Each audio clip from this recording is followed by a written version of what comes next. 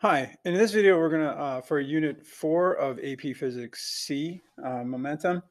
We're gonna talk about center of mass. Okay, so this is something that is addressed a fair amount. It's always mentioned in questions, but sometimes it's not really talked about.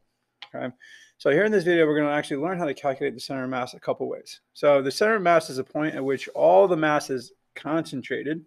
Um, and what happens is many things happen about this point. And one of the big things that happens about this point is rotation. This is a classic picture from a Pearson book. You can see it's copyrighted by Pearson. And so if we were to throw a wrench in a straight line or a relatively straight line, it would look like it would kind of go wobbly. But if we were to put something on the center of mass and you track it, this is what you would see, that the center of mass is a point that actually goes straight, right, in a line as the object rotates. It'll go short, long around that point. Same thing with a baseball bat or any kind of what is called a rigid object.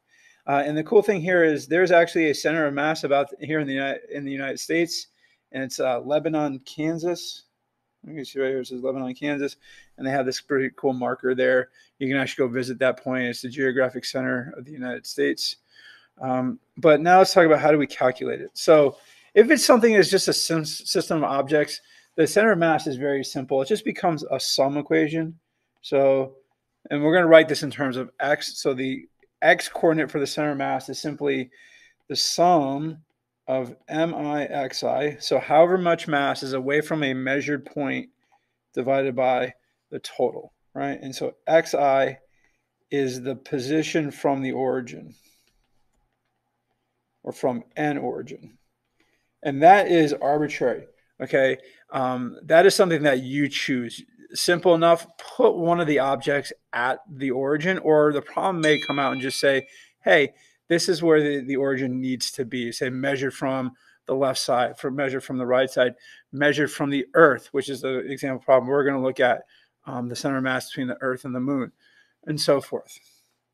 You can also write this for y. So the y coordinate would just be simply sum of MIYI over mass total, right? Z if you have a three-dimensional shape. But the main thing is you're going to do mass times position divided by the total mass. And understand these positions, MI or YI and XI, they can be negative. So XI and YI can be negative. Okay, and just generally speaking, if you have a larger mass towards one side, that's how your center of mass is going to be closer to that, because that's where most of the mass is, again, concentrated.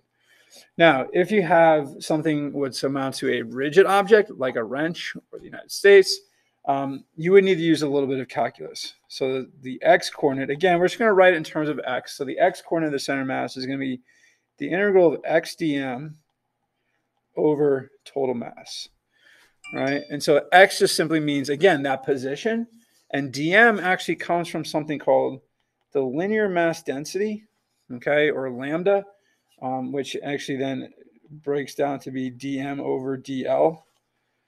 And simply put, that the linear mass density is just how closely packed the mass is at a certain point, right? Or mass per unit length. That's what linear mass density stands for. And so oftentimes you would solve this for dm so that you can substitute it back in over here for dm. But the L portion, right, is something that becomes a little confusing because, like, if it's a circle, it's actually arc length, which becomes RD theta. If it's, an equation or so forth. And we're going to look at an integral problem here in a couple minutes. Okay, so let's look at an example problem. We're going to look at two example problems. One with a system of objects and the other with a rigid object, or actually not necessarily rigid object, but it's going to be a a uniform shaped rod. Okay. All right. So here's the first example problem. So determine how far the center of mass of the Earth-Moon system is from the center of Earth. Compare this distance to the radius of Earth and comment on the result. Ignore the other objects in the solar system. So what we're doing is like, here's Earth, here's the moon, right? And we're trying to find where is the location of the center of mass of the system, right? And sometimes you'll see the RCM. It's just the position vector R, okay? So let's talk about, so we're going to call the Earth the origin. Okay, so why call the Earth the origin? One, it tells us how far from the center of the Earth, because that kind of tells us the origin. And then the other will be, the other reason is because, or what helps us is that we can eliminate the Earth from our calculation, really. Okay. So when we do the position of the center of mass, or in fact, let's use our notation. So we'll use R. So RCM is equal to the sum of MIXI over total mass. And so what I do, and here's my info, okay? So it's the mass of the Earth times the distance of the Earth, the position of the Earth, plus the mass of the moon, plus the position of the moon over mass of the Earth, plus mass of the moon. Now, you can look up that information in a book. If you don't have it, they may give it to you, right? So basically, MERE is 0 because the Earth is our origin. So then we have the mass of the moon, so 7.36 times 10 to the 22nd times 3.82 times 10 to the 8th divided by, now the mass of the Earth does factor into it because it is part of the system. So 5.97 times 10 to the 24th plus the mass of the moon, 7.36 times 10 to the 22nd. And we find the location of the center of, now again, this is going to be measured from the Earth's center. So the location of this is going to be 4.65 times 10 to the 6th meters. So that answers kind of our first one question here, is determined. Now we want to compare it to the Earth. So we need to figure out where this is exactly located. So the radius of the Earth is 38 times 10 to the 6th. So if I want to figure out where this position, where this center of mass of the Earth-Moon system is actually located, I'm going to subtract those two.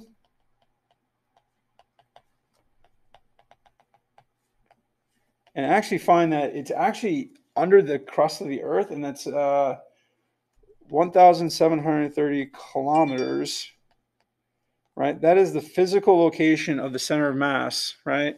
So this is under the crust of the Earth.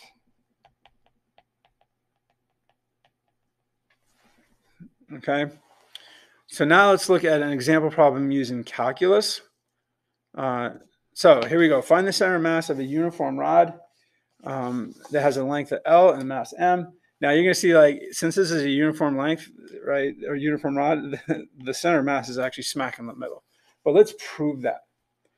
So we're going to do our position vector, right? So it's going to be RDM over total mass. But I'm going to replace my R with an X. Okay. Now, what we have to do is kind of like figure out this DM, because again, that's going to use our linear mass density.